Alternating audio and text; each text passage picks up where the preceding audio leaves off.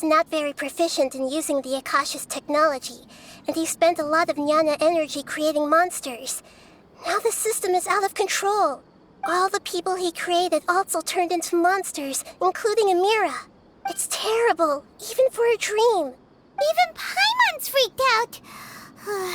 Paimon can't imagine what they're going through. The good news is that the chaos seems to have subsided. Now we only need to wake up the people here and let them return to their real lives. Amira. My dear Amira. They're all gone. It was just a big dream after all. I couldn't change my fate, and my knowledge turned out to be useless. What a cruel world. Do you still think this is our fault? I don't care about that anymore. The jnana energy used to sustain this dream has all been transformed into monsters. This dream will soon collapse and my consciousness along with it. Let me disappear with Amira. I'd rather turn into dust than to ever wake up again. It seems that everything that's happened is too much for him. He's lost all hope. I think seeing Amira turn into a monster was punishment enough for him. After comprehending the hollowness of the unreal, it's time to revisit the meaning of existence. Existence? I'm different from the others. I've long given up everything outside of my consciousness. Using my knowledge of the Akasha, I have a way to extract your consciousness from here and put it inside a knowledge capsule. The Academia has probably kept your body, so you should be able to wake up soon. No need. Just let me disappear. Reality means nothing to me now. This isn't compassion. I won't let you escape your punishment by simply disappearing. As for your life after that, it'll be up to you how you want to exist. Alright, Traveler and Paimon, we should go back. We can finally wrap up this whole thing.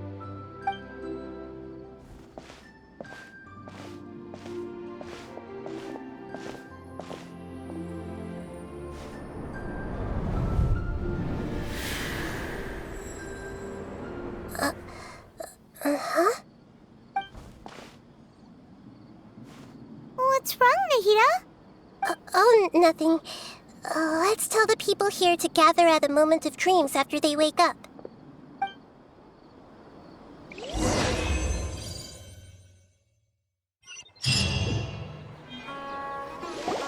Oh, great! You're awake! Everybody has started to wake up, and we've heard similar reports from around the city as well. From the looks of it, you were able to successfully resolve the issue. Yes, though it took us a good deal of effort. There will be many people gathering here shortly, so please do your best to maintain order. I need to go to the Academia with them now, but we'll be back soon.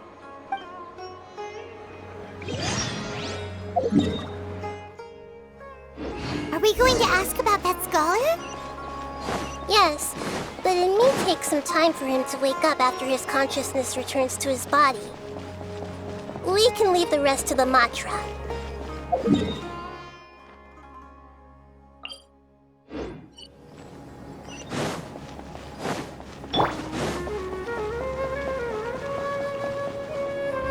Oh, it's the great Dendro Archon. How can I help you? I would like to check the registration records of a Kasharawar scholar. He should be in an unconscious state right now. Okay, just a moment. Sorry to keep you waiting, Dendro Archon. We have confirmed that there's a scholar named Beinuni who's been unconscious for a while. The cause was improper operation of the Akasha. He hasn't regained consciousness yet, and is still receiving treatment at Bimarstan. Huh? Isn't his name Moses? I guess he didn't want to be recognized or bothered by anyone. Please, give the knowledge stored in this to the Matra and ask them to import it into Beinuni's brain. Understood. But for safety reasons, I need to know why. It's simple. This contains his consciousness. It's long been trapped inside of a dream. He's committed an act that affected the safety of Sumeru. After he wakes up, I'll inform the General Mahamatra of all the details. I see. I'll take care of this right away. Thank you, Great Dendro Archon. No problem. Alright. Everyone should have gathered at a moment of dreams by now. Let's head back.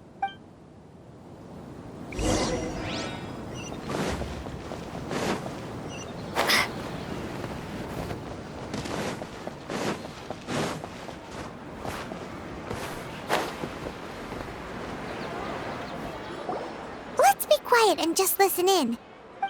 I wonder what she's going to say. Hello, all of you who have just woken up. I'm sorry for interrupting your beautiful dreams. I may have acted a little cold when handling things in the dream. I sincerely apologize for that.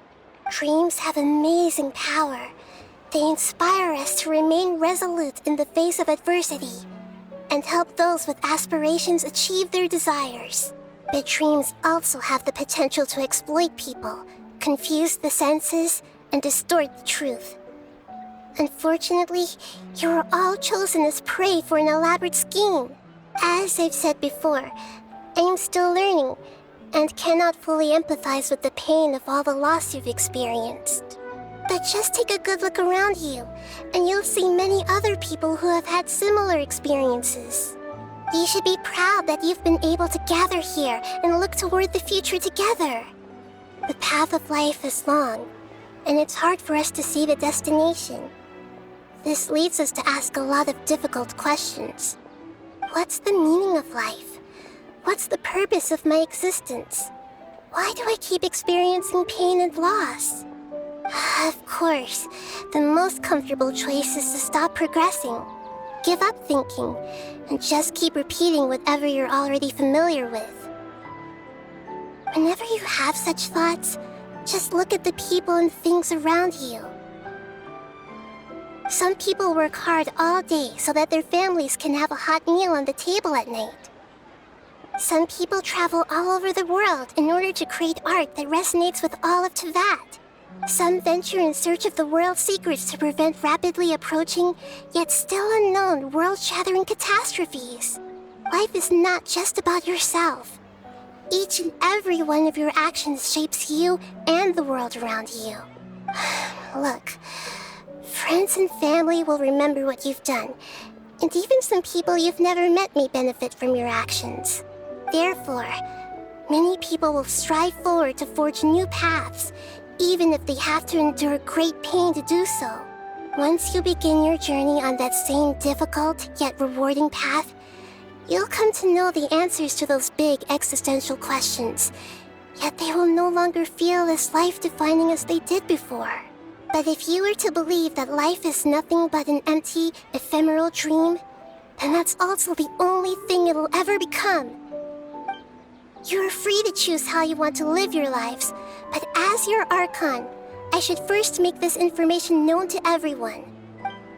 In the end, it's up to you whether you want to embrace a beautiful dream at the cost of your real life. Nahida said she wanted to speak with us alone. It seems like she went to the plaza in front of the academia.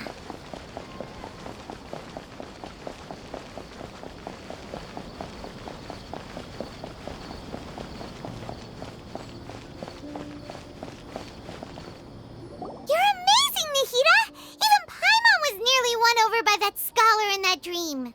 Well, he's very good at manipulating the weaknesses of human nature, but perhaps he himself had fallen prisoner to them long ago. That dream was incredibly beautiful and enticing. Ordinary people couldn't see through it and easily lost themselves within it. But as long as you can still wake up, you can still move forward with your life. Huh? What makes you say that? Right! You said that you didn't understand human feelings, but we saw how considerate you were with all these people. Your speech just now really connected with everyone. You did a good job! Thank you.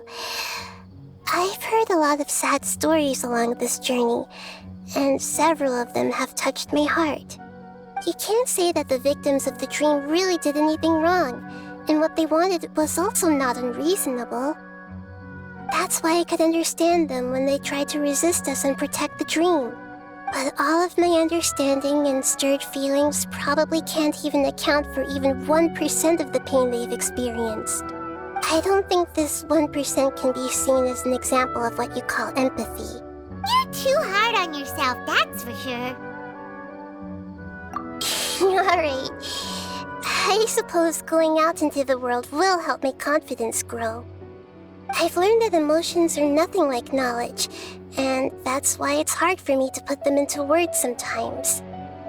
Beinuni, or Moses, said that I had never personally felt the pain of loss. But I have a vague feeling that this isn't true. The moment I entered the dream, I felt like I was wrapped in a blanket of warm feelings. It was so warm that it felt like I had returned to the start of my life, and I didn't want to wake up anymore. But when I opened my eyes, the feeling was gone without a trace. If I have to make an analogy for it, I would say I can no longer see words on a piece of paper after they have been erased, but I can still see the slight indentations of where the words had been written. But now that I've experienced this dream, I think I can say with confidence that I won't dwell too much on the meaning of that warmth. It's enough that I can tell I was once supported by that warmth, and its existence has allowed me to get to where I am today. If I dwell too much on its exact nature, I would be putting the cart before the horse.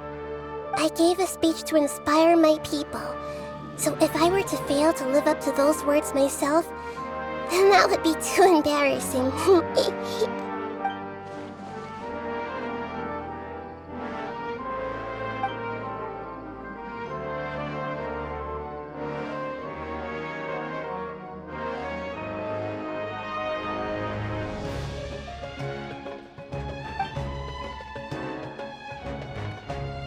Hey, what's with that serious look?